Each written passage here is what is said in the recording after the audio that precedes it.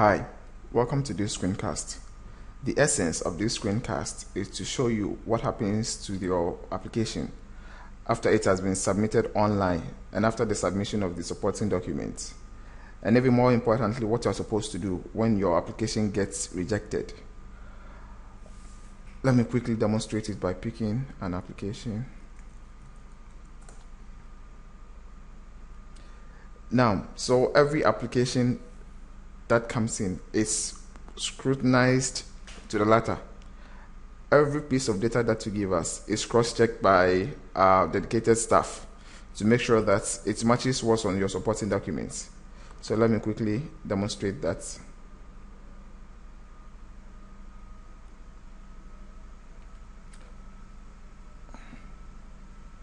Now, this is the validation process. Every data is cross-checked by human beings, so please make sure that you provide us with the right data always. They need to validate everything from the word go based on the supporting documents, right? So they will look at the social security number, for example, and then compare it with the your social security card that you've provided, that you submitted with your application, and they can either accept or reject your application based on each of the fields, any of the fields, if any of them happens to be wrong. So let me quickly say I have a problem with my social security number. So they basically click on that and then they assign a reason. Let me put a reason there. Let's say different from number on SNIT card. So this is going to be the reason, and I'll basically show you that when this application gets rejected. Let's also say your name that you provided is quite wrong. You've missed the first and then the last name. The positioning is also quite important to us, because once there is a change, it may refer to a different person. So let me reject this guy's name and says, let's pick the default application. And please make sure that the name that you give us is the same that you have on your school list, right? So let's say for this reason. So the process goes on and on till everything has been done. Let's say the telephone number is correct. This is correct. The student number is also correct. Your home address is correct. So now we've reached the validation of the parents' address information. Let me quickly reject this telephone number, right? So I say this appears to be a foreign number, assuming we don't take foreign numbers, right? So this may be the reason. You realize some of the fields have been rejected. That's the telephone number of your mother, and then the name and then social security number of this particular applicant. So let's quickly do that.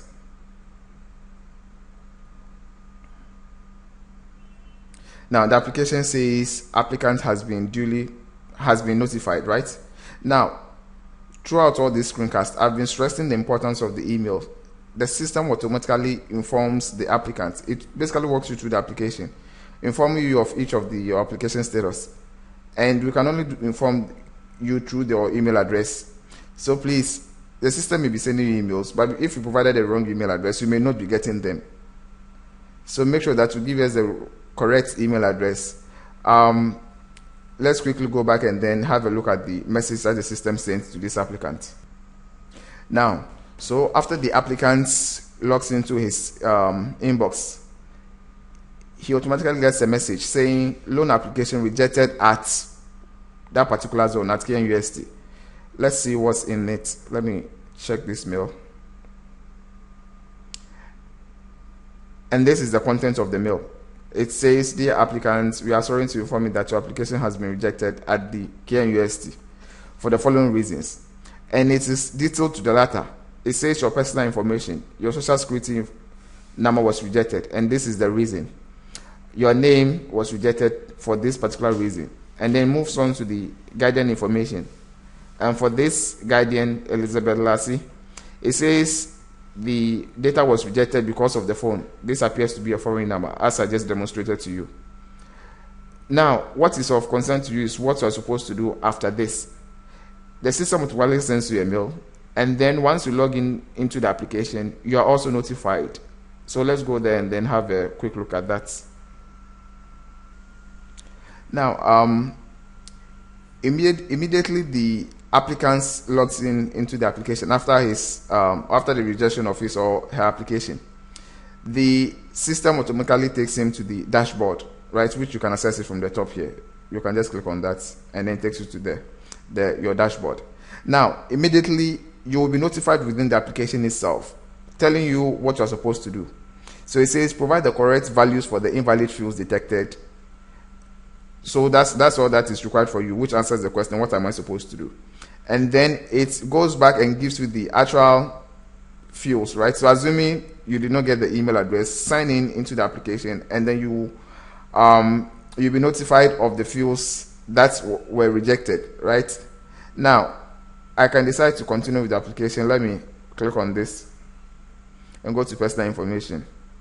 So all I need to do as an applicant is to go back and then effect those changes within my application, because it was rejected because of the name. So I can change the name, or I'm supposed to change the name, and then what was even the other reason? I can come here and then change my social security number. Once you have this thing done, continue the application and submit it. If you decide not to make any changes to correct the remedies detected, your application will be in that state and it will not be processed. Thank you for watching this screencast.